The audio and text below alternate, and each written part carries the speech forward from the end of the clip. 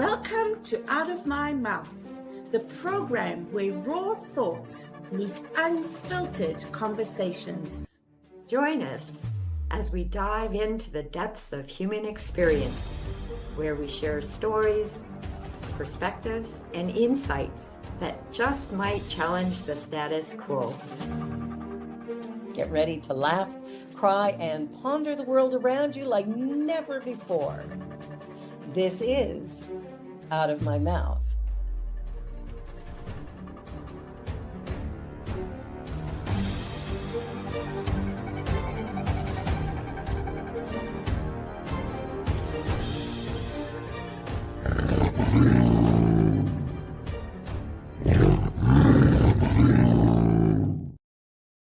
The views and opinions of our guest and hosts do not necessarily reflect those of New Thought Media Network, or any organization we may be affiliated with. Here at New Thought Media Network, we welcome freedom of speech and courageous conversations. There are many topics that can be difficult to navigate. Challenging the status quo and engaging in lively debate is important to expanding our understanding of one another, and life in general. Creating a peaceful world doesn't happen because no one disagrees, it happens from a willingness to understanding one another. In our programming, we strive to expand consciousness and assist people in creating remarkable lives. Your comments are welcome at info@ntmedia.org.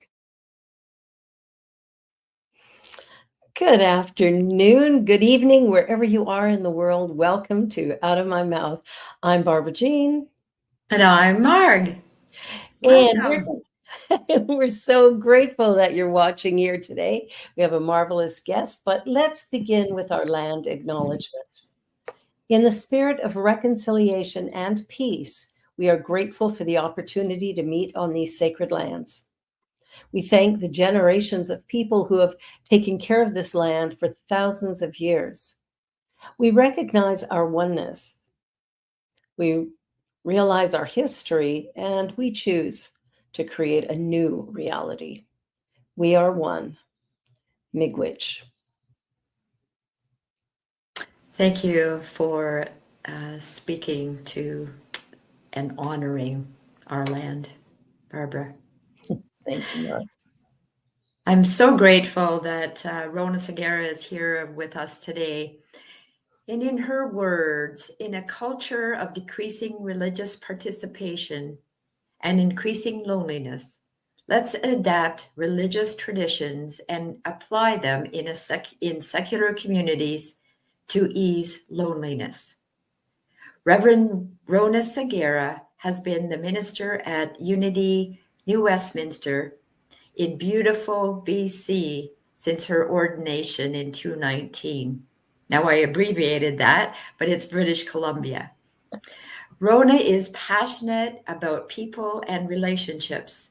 Her focus is to share practical, empowering ideas which will add to the joy and peace of our lives and to the lives of those around us. Rhona's mission is to fill the world with love, one interaction at time. My goodness, I've lost my voice. Rhona's mission is to fill the world with love, one interaction at a time. Thank you for your patience. Welcome, Rhona. That was beautiful, Mark. Thank you, Mark. And hello, Barbara Jean. So good to have you here today, Rhona. And I love this topic of no to dogma and yes to community. I like that a lot. So what prompted that idea with you? Well, I have done, I became a minister partly because I wanted to do weddings. I love weddings. I'm a romantic at heart, and I wanted to be a person who is involved in doing weddings. And so I teased myself into ordination because I wanted to do weddings. Became ordained and waited and waited and waited. And no phone calls, no emails, no inquiries about weddings. I'm like, what do I do now? And so I thought I'd do what every person who is getting married these days and is not part of a faith tradition, what they do, they go onto the internet and they type in wedding officiant Vancouver. And I found a company whose vibe I liked, signed up to do weddings with them, and now have completed 149 weddings with them in 3 years. So I have that in my mind, and I'm overlaying comments that I hear from people who I marry, as well as others, about the idea that they no longer follow a faith tradition, and they miss the sense of community that they felt when they were a part of a faith tradition. And I then overlaid that on the Surgeon General of the United States report last year declaring loneliness an epidemic. And I was taking these moving parts, that loneliness is on the rise, that religion participation is on a decline, and yet that people who have participated in religious traditions really miss that feeling of community. And I thought, it's as if people don't want the dogma, but they long for the community. Yeah. And that's where that question mark came from, where that title came from, is the idea of, is there a way that we can build community and create that feeling of belonging without the requirement for a dogmatic participation in a religious tradition? Wow. Yes. I have What was that? What did you say, Barb? The answer is yes. Sorry, Mark, I interrupted you. That's okay. We do it all the time on this show. So, Rhona, a couple of questions. Dogma. What does dogma mean? You know, some people that are listening may not know what dogma means. It probably means different things to different people based on their traditions. And part two of this question, before your ordination, after your ordination, and during this journey, have you changed your thoughts about dogma? Well, let me see if I can answer the first question first. When I think of dogma, I think of it as the requirement to adopt a certain set of beliefs, and the requirement then that in order to participate in the group, you need to agree to this set of beliefs. And the problem, perhaps, is that there is an either or. So you're either in it or you're not. And if you're in it, oh, it feels marvelous. You're part of a group, you're part of a family, you know who you are, you know why you get up in the morning. There's this sense of, I know my place in the world, and I know it's more than just my little spot that I'm standing on. And then when we're out of that, if we violate the dogma, if you will, then we're out of that community, and it is the equivalent of solitary confinement for some people. It's like you are no longer welcome here, and I don't mean that to be disrespectful of religious traditions that are more expansive, but I do believe that part of the reason people have turned away from religion and religious traditions is because of this, you have to believe these things. And for some people, it no longer works. For many, it does. And if it's something that uplifts you and provides a strong foundation for you and makes you feel as if you have some meaning on the planet, then that, if it works for you, that's wonderful. Yeah. Unfortunately, there are many, many people who have turned away from religion, and so they don't have that feeling anymore. And many of their children have never even been exposed to that feeling, because it's my generation, I think, that have largely turned away from religious tradition because of the requirement to believe a certain set of rules. That doesn't even make sense. To follow a certain set of rules. Yeah. And if they question, and then it's a binary in or out. Because of those reasons, many people have turned away. As a result, their children have never even been exposed to it. So that's what I mean by dogma. And it's really this idea of a requirement to believe a certain set of predetermined beliefs that you may or may not fully agree with. Does that explain that? Absolutely. Absolutely. And then to answer your second question, which I think was, have I changed in my understanding of dogma? If anything, I would say I went through a turn away, all dogma is bad, to a more expansive, thankfully, approach of, if it works for some people, let them have it. And where I found myself at one point, and I'm sure this is true for many people in like a new thought community, like Unity is what I'm a minister in, that we have no problem with people who are Muslim or Jewish or Buddhist. But oh my gosh, don't talk to me about being a Baptist or a Pentecostal or something like that. And because they've got the wrong way of doing Jesus. And and I think that's shifted for me into a you do you in whatever way uplifts you, because whether it's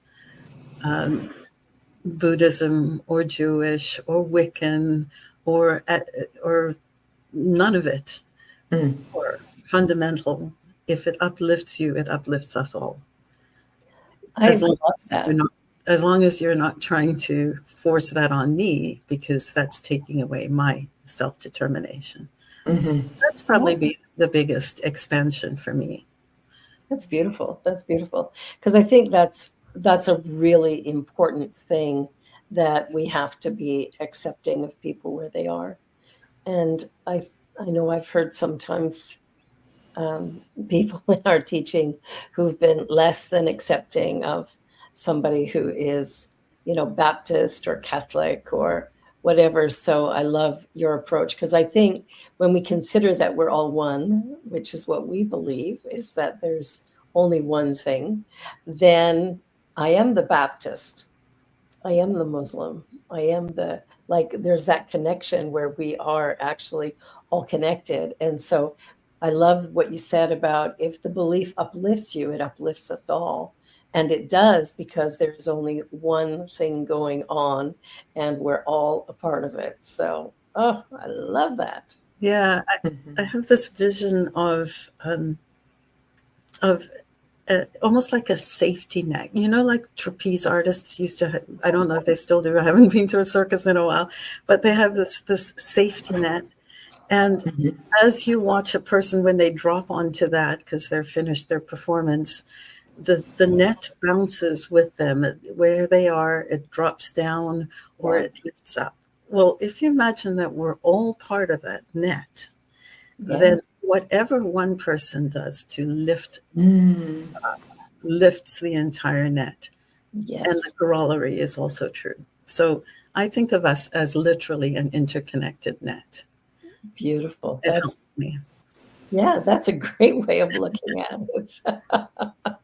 I love it. I love it. I love visuals. I can see and relate and actually feel, the bouncing together. Yes. Yeah. And right now the planet, I think, is in a place of confused bouncing. And maybe that's a conversation for another day, but when we're all in a place of worry and concern and things are going on all over that feel like they're like what's going on, then some of that worry drops us all down. And so whether we think that we're immune to it or not, it's almost as if it's in the field. And so it would be helpful for us all, I think, to be aware that that is so, and that even though we may think that we have, that we don't care about things happening in various places, and that we, don't watch news or whatever it might be, that regardless, we're part of that same energy system, and so we are part of it. And as a result, I think taking the time to acknowledge that, and then taking the time to be deliberate about how we respond to that, is what will help to lift that net a little bit and lighten the load a little bit, and help us to realize that, yes, there are things on the planet that aren't going the way we want, and there is a lot of love here still. And so to remember to balance that out. Yeah, I like to think of whenever I hear a news story, which I don't often hear on the news because I don't watch it, but I hear it around me all the time. I never seem to miss anything of substance anyway. And for me, it's a prayer request. Just that, there's, something going on in, Israel and Gaza, or the Ukraine and Russia. And I just hold a consciousness of love that whatever's going on, of which I have no understanding, whatever's in the highest and best good will always somehow work its way out. So I let go of my determination that it has to look a certain way, and accept the fact that there is something going on that I can't even begin to understand. And by infusing love into the equation, I think that's how we lift. One of these. Yeah. Yes, I agree. And also to recognize that it's just part of our evolution. And our evolution is to take 3 steps forward and 2 and 99 100th steps backwards. It's just part of what we do. I mean, at the time that I really clicked into the fact that that history didn't just end now because I'm here and everything is now evolved, was when I actually literally got the calculator out, because I couldn't really believe it. I think back to my grandfather, and he was born in 1896. Yeah. So in the course of my life, I've been exposed to people with lifespans that are now like 130 years. Yeah. So then I took that, and I took, how long ago was Jesus on the planet? 2,000 years. 2,000 divided by 130. That's only 1,730 period, 130-year spans of time, or 15 it might be. I can't remember, but it's a small number relatively. Mm-hmm. And then that kind of gives me hope, because I think of where we've come in 130-year lifespans. And it's amazing how far we've moved, and what we've accomplished as humans, and how we've evolved in terms of treating people who are different than we are. And so I just think, in the grand scheme of things, we're here for a blip. The time since Jesus has been a slightly bigger blip, but it's all part of our evolution. I like that. And I think that, I always think that we're here to live. And the only time we're fully present in that is the now moment. And it's not about where we're getting to, because truthfully, there isn't a destination. We're here to live whatever this experience is, and to take it moment by moment. So I get a little bit excited too when I think about the possibility, when you put it into that frame, it's only 17 times 130. Like, that's hardly a blip. So what is going to happen over the next 17 130-year increments. Like, wow, what's going to happen in 2? Yeah. Forget that 1.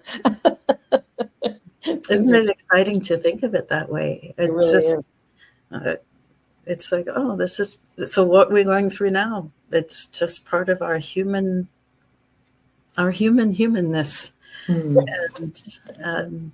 And slowly and slowly and slowly, we will understand that each person on the planet is different. Each person on the planet is going to have a different point of view. By definition, I mean, they use iris scans to tell one person apart from the other, and no one of us has the same iris scan. We don't have the same viewpoint on anything. So if we can learn to understand that and accept it and go, person having an opinion.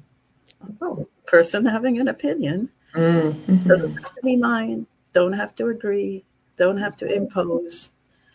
That's the beginning of where I think we can move to a place of true peace. I love that. Oh, that's tough. Yeah. Somebody's opinion. Oh, that's not mine. Oh, my goodness. Rhona, you said something a minute ago that reminded me of what we say can have an impact on someone else. You never know what words, actions that a person can do that can have a ripple effect in this world, which brought me to your series on the Beatles. Now, how long ago were those words sung? What was the intent behind those profound words that are sung by the Beatles? Yes. Oh my goodness, that speaks volumes to me on what effect we can have on other people without even knowing it. Was it their intention? It's a really great question. The wisdom endures time, and wisdom, the wisdom of the Beatles, and the thing that made them so special was not just their music. It was the fact that they spoke to the human condition in so many ways, other than boy meets girl, boy loves girl, let's get together forever, which I think I may be kind of simplifying things too much, but largely that's what the music used to be before. But these guys spoke about loneliness and revolution and like serious stuff. And they peppered in boy meets girl and so on, which was great because it's all love. But by throwing in these more complicated questions and then showing us in some ways with their lyrics the wisdom of how we might navigate things like change, the song Revolution is profound. They give us little roadmaps that work as effectively today as they did in the 1960s. Yeah, that's beautiful. And it's interesting how when you're, talking about the longevity of music that really speaks to the human condition, I thought immediately of Amazing Grace, which is also a song that has endured, but because of I think the message of that song, the reason it was written, and the sound of the music itself, I think has provided that opportunity for longevity. I mean, I remember as a teenager, it was on a rock and roll station. Can't remember. Probably Elvis Presley, wasn't it? I don't think it was Elvis. This was, I know Elvis did it for sure, but no, this was in the probably 70, maybe 71. And it was a rock version like, at the time of heavy metal and all that. It wasn't a heavy metal song, but it was on one of those radio stations that would play that kind of music. And I can't remember who did it, but I'll have to research that, because that astounded me that that song could make it to mainstream teenagers, at that time. And of course, it's still a strong song in Christian faith, but it's also strong for other people as well. Just that idea of grace, which is such a beautiful idea. Yeah, the idea of grace is just that universal, unquestioning compassion. I think it was Carl Rogers who defined love as unconditional positive regard. And the idea being that we approach from a point of view of optimism, and sort of this, Margaret, I spoke about it before, this generosity of spirit that says, I'm going to assume a good intention in whatever you're doing, whether or not I agree with it or not.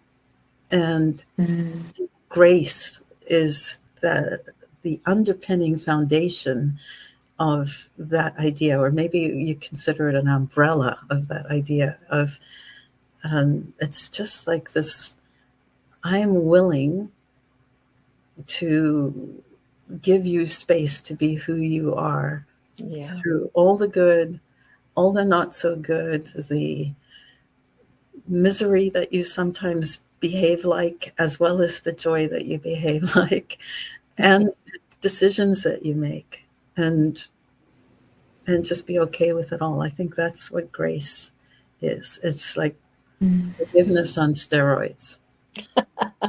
I love that. Well, we're at the halfway point, or pretty close to it. So we're going to take a commercial break. You're watching Out of My Mouth here on the New Thought Media Network. And our guest, Reverend Rhona Segarra, is here. And we are excited to continue this conversation. So don't go away. We'll be back in just a minute. Please help us say thank you to our organizational sponsors, including the Hepperlin Foundation, Affiliated New Thought Network, International New Thought Alliance, Science of Mind Archives and Library Foundation, Center for Spiritual Living Denver, Center for Spiritual Living Midtown, New Thought Philadelphia, Planned Happiness Institute, Summit Center for Spiritual Living, One Heart Retreats, Center for Spiritual Living on the Lake, Unity Spiritual Center, Kitchener, Om Center for Spiritual Living, La Mesa, Satya Center, Center for Spiritual Living, North Jersey, Unity of Savannah, and Center for Spiritual Living, Seattle, as well as all of our individual donors. Thank you for making New Thought Media Network a place to be. Please come be you. And remember, like, share, and subscribe. New Thought.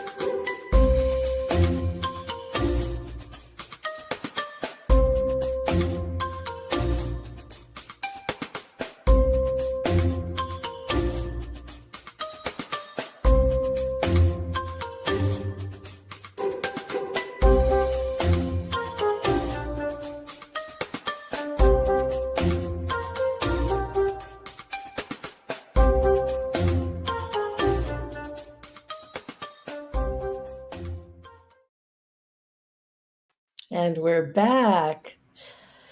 All righty. So we were just talking about grace, and now where are we going? In the commercial, I remembered that I had been told many years ago that Amazing Grace could be played on just the 5 black notes of the piano. And so I looked that up, and it is so. It was written by someone who had been a slave trader and then became a minister. And so he wrote the lyrics. He wrote the lyrics, and then the music came several years later. Well, the music came out of the belly of that ship. Did it? Yeah. So I can't remember but there's a video on YouTube about, Amazing Grace, Only the Black Notes. And he talks about the song that the slaves were probably singing or humming or chanting, the spiritual and that is the music that actually is in the back of Amazing Grace. Isn't that a great story? Yeah. I imagine it's accurate. I don't really know. I just know from the video that I watched that it's like, wow, that could possibly be where that, and it's lasted, it's endured because of, I think, that underlying message of humanity. Yeah, that, it's one of those underlying messages is if we knew better, we would have done better. Yeah. And everything is context. And, I think of, and now this is maybe going to be a little politically incorrect, but I think of, for example, things like 30 years ago when there was a politician who dressed up as Michael Jackson and wore blackface. Well, now you would never do that. But in that context, it was completely acceptable, maybe even considered fun and respectful. And now, of course, it's like you're reviled for having done that then, but is that really fair? Because haven't we all done things in our past thinking it was the right thing to do at the time with a completely different intention? Yeah. Perhaps an innocent intention. And now we go back and cringe when we look at it. Yeah. I found that I can't even watch certain old movies because of the misogyny, the racism, I just have to leave the room. It's worse than the news. It's worse than the news. That's saying something. Because it's like, that's how we lived. That's what we did. That's actually who we were.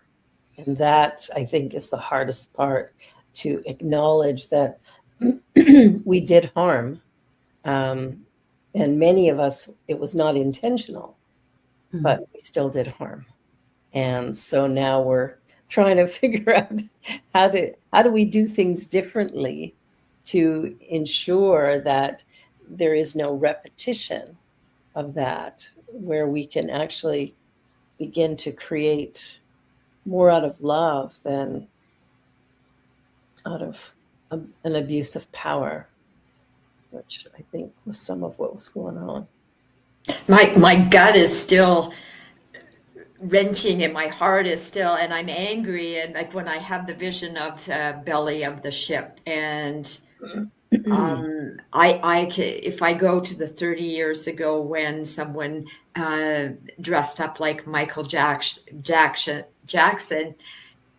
I can wrap my head around, yes, when we know better, we do better, more than the atrocity of the slaves bring. Like, I'm in tears thinking about it.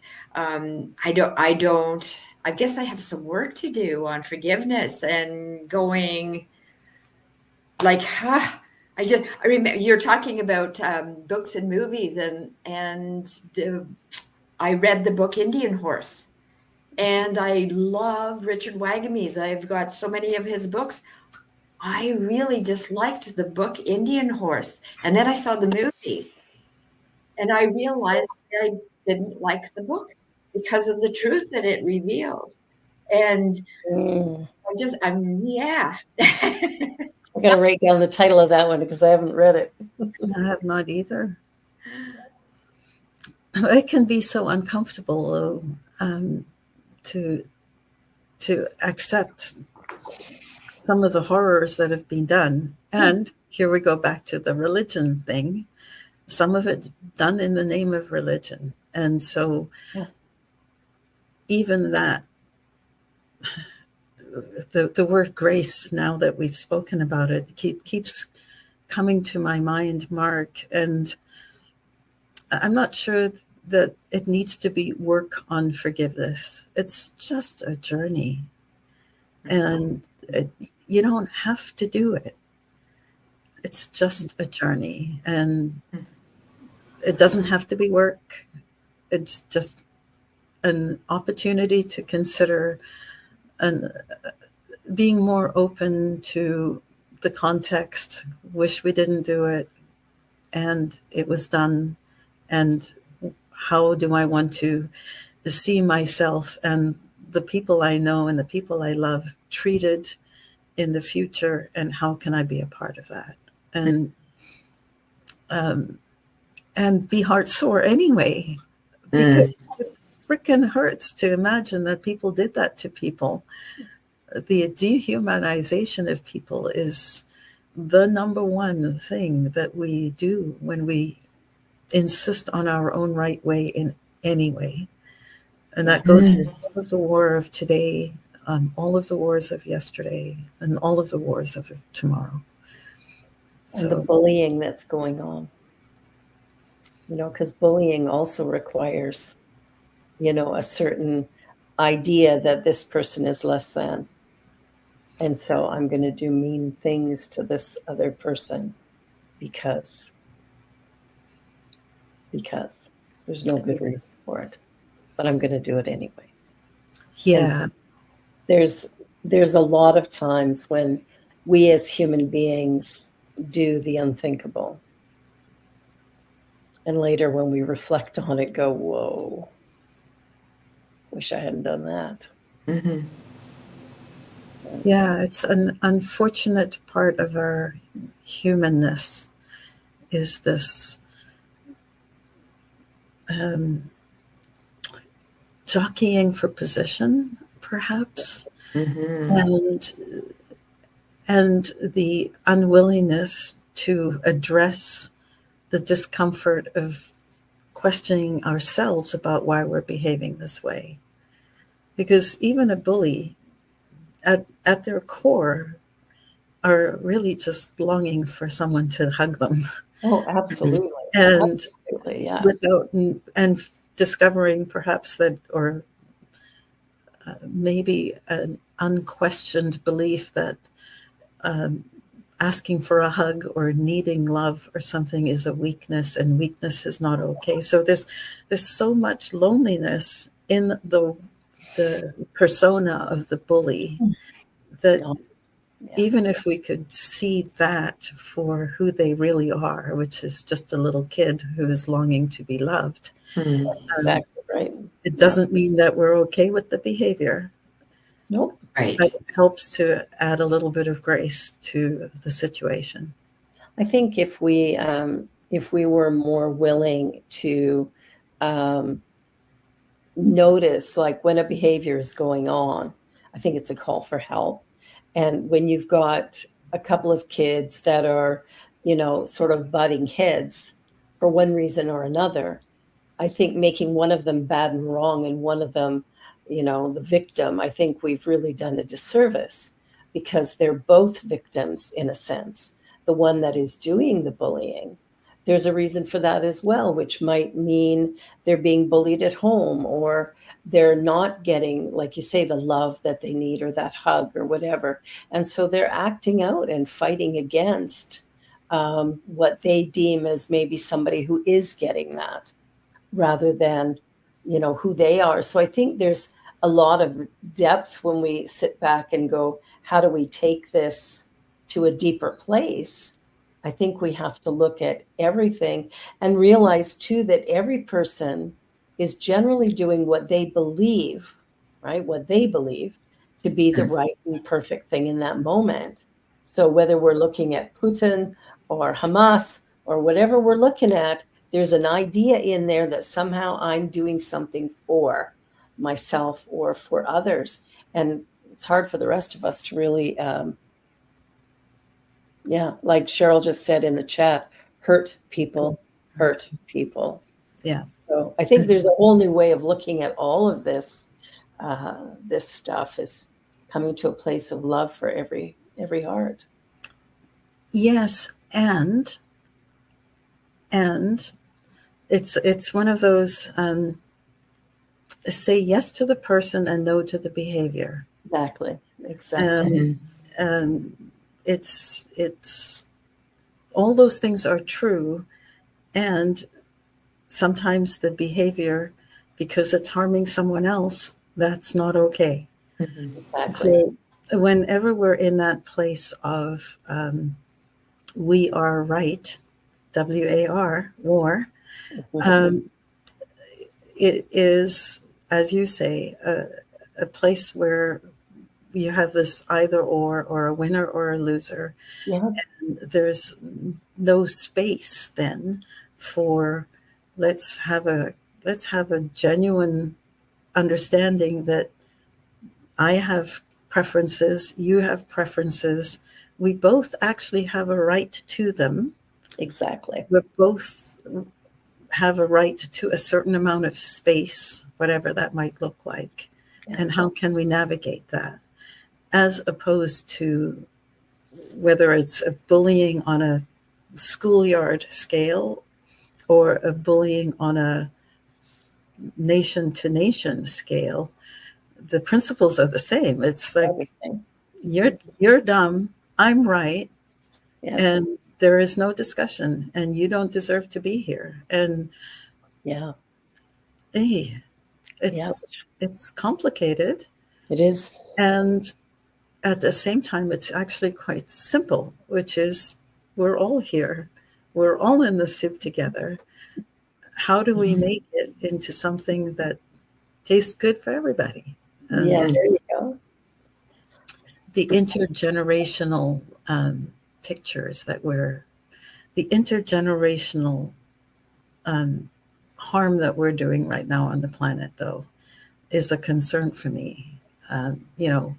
We have children who are innocent of anything except being alive, who are now struggling without parents and without homes and without all of the foundations that one would think are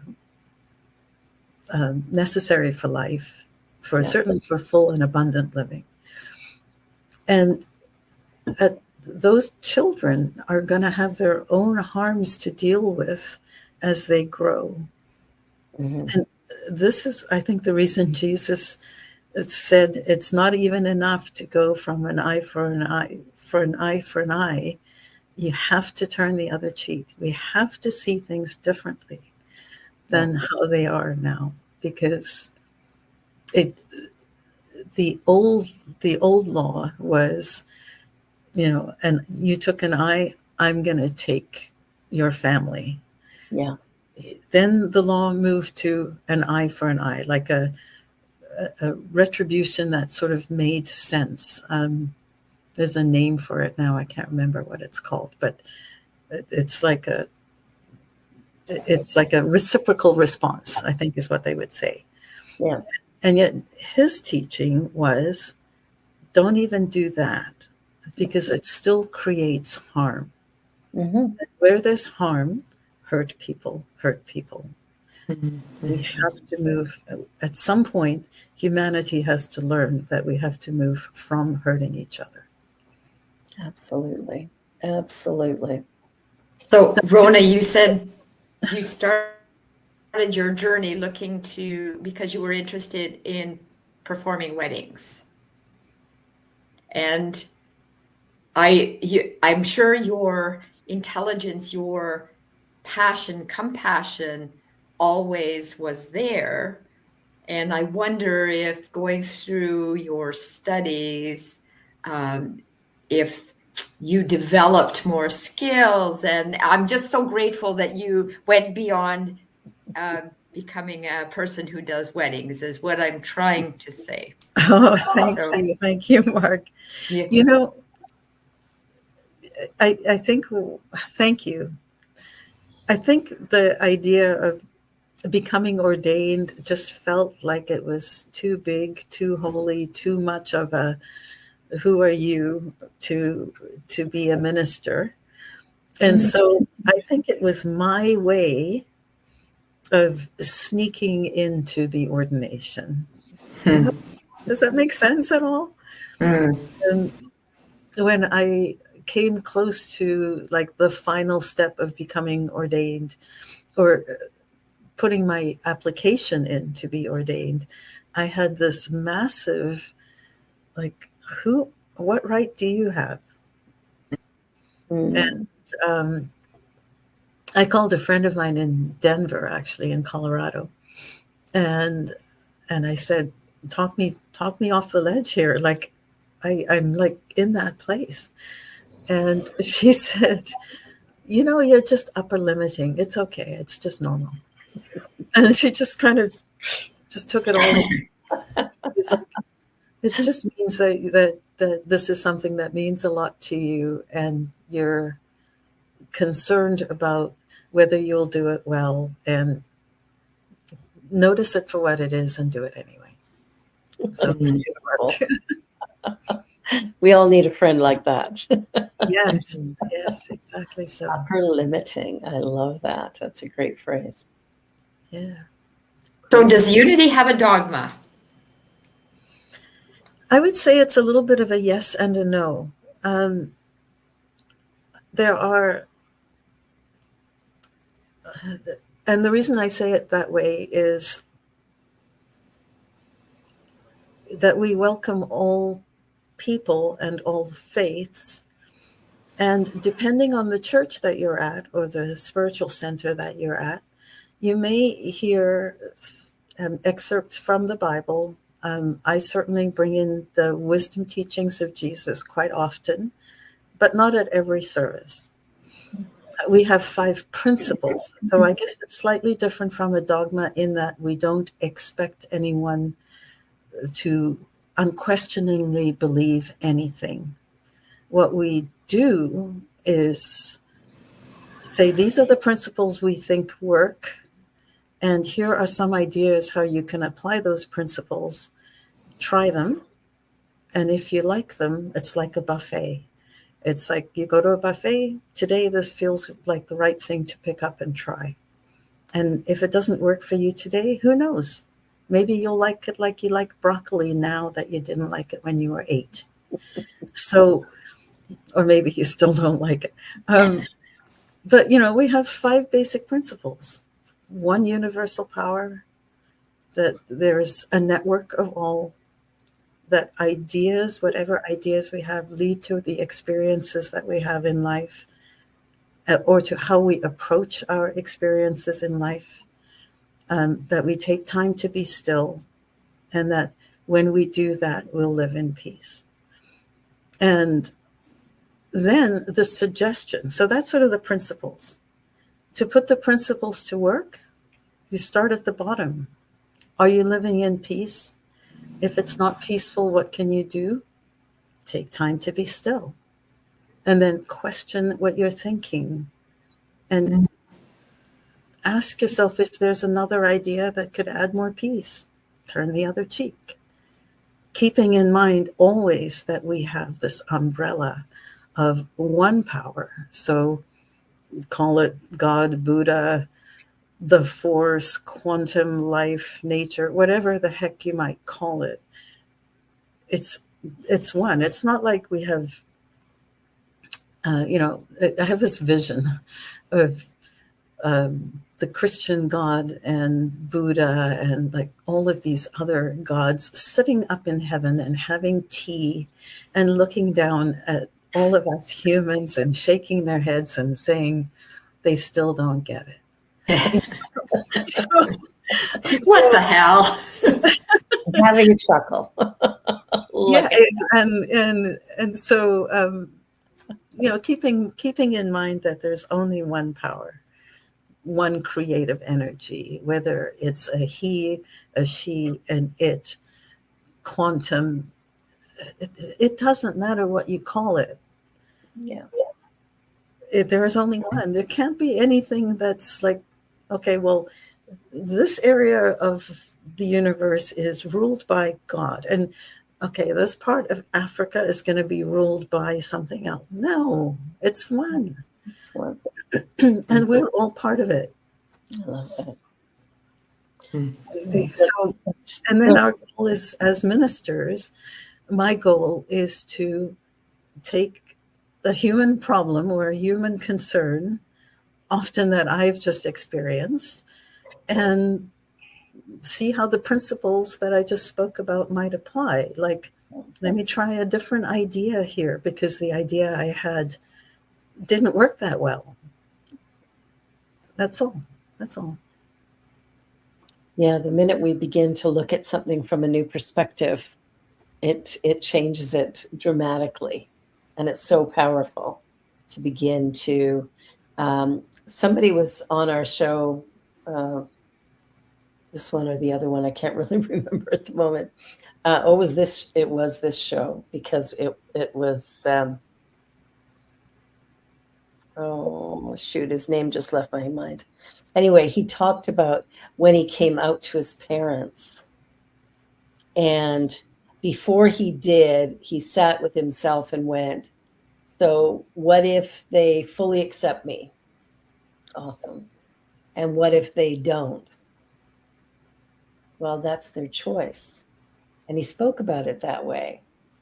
Paul Hasselbeck. And he talked about, I had to, before I even went into the conversation, I needed to be right here, like just to be able to go, here's what I'm saying and doing, but I don't know how they're going to react, but I get to choose how I react. And the fact that he sat back and went, however they decide, that's their choice. And I let them have their ability to choose. And I thought, wow, if more people would approach things like that, wouldn't that make a difference? It sure would. Mm-hmm. It sure would. It can be frightening. Oh, absolutely. Absolutely. Well, the biggest, other than the death penalty, the most damning thing that we can do to another human is to turn them away. That's why solitary confinement is so serious of a thing that they do in prisons. It's why at school, especially in England, for a time, it was like you go sit in the corner and wear the dunce's cap and no one is allowed to talk to you. And they had a name for it. It was called Coventry. Like everyone had to turn their back on you. And so one of our deepest fears is to be rejected by the people we care about. Yeah. And it's a very valid fear, which comes from, the times of caveman times where it was literally dangerous to be on your own and without the protection of the tribe. And we need connection with each other. Yeah, absolutely. Yeah. So it's a lot of risk when people say, no, I can't live with you anymore, or no, I'm not, I disagree with your lifestyle so much that I'm cutting you out of my life. There's a lot of risk. and that seems to be happening a bit in the US over this election. Like there's a lot of people who are really, becoming hateful of other people that they know because they have differing political stands. And that's wild. Like that just blows me away. Yeah. with that, I often think about the words of Barack Obama, who said, if I watched Fox News, I wouldn't vote for me either. And it was just such a reminder that we make our decisions based on what we're exposed to. Exactly. And frankly, technology has moved at a pace that we don't even, it's like trying to get out of the water when the surf is pulling you back. We can't even get our footing enough to take a break and a breath to understand that and the implications of it and how to respond to it. If you watch, doesn't matter which network you're on, you watch CNN and I do, it's very anti one way and pro another. Yeah. And if it's the other, Fox News is going to be completely different and anti both. Now, I believe that there is a false equivalency if we say that the two are equally dangerous. But one of these things is not like the other. So that's what I mean by that. But the premise, though, still holds, is that how balanced are we? During the pandemic, and now even periodically, I will look at the CNN app and take these are the 10 things that are the top of theirs. And then I'll take the Fox News app and look, or I go onto their website and this is the top 10 things. Yeah. You wouldn't believe you were in the same country. You wouldn't believe that you were talking about the same thing. They are that different. Like maybe by about point number 7, you'll find something that's common to both. Wow. People make their decisions based on how much on what they're being told. And unfortunately, it's really hard to get through that. And what we're being told isn't necessarily what's truly happening. Yeah. Oh, thank you so much for being here. We're at the end of our time, but I would like to take this last minute, if you can give us one point that you think people should really take away from our conversation today. What would be the most important thing? I think the idea of grace, grace under pressure, grace in judgment, grace in self-judgment, the idea of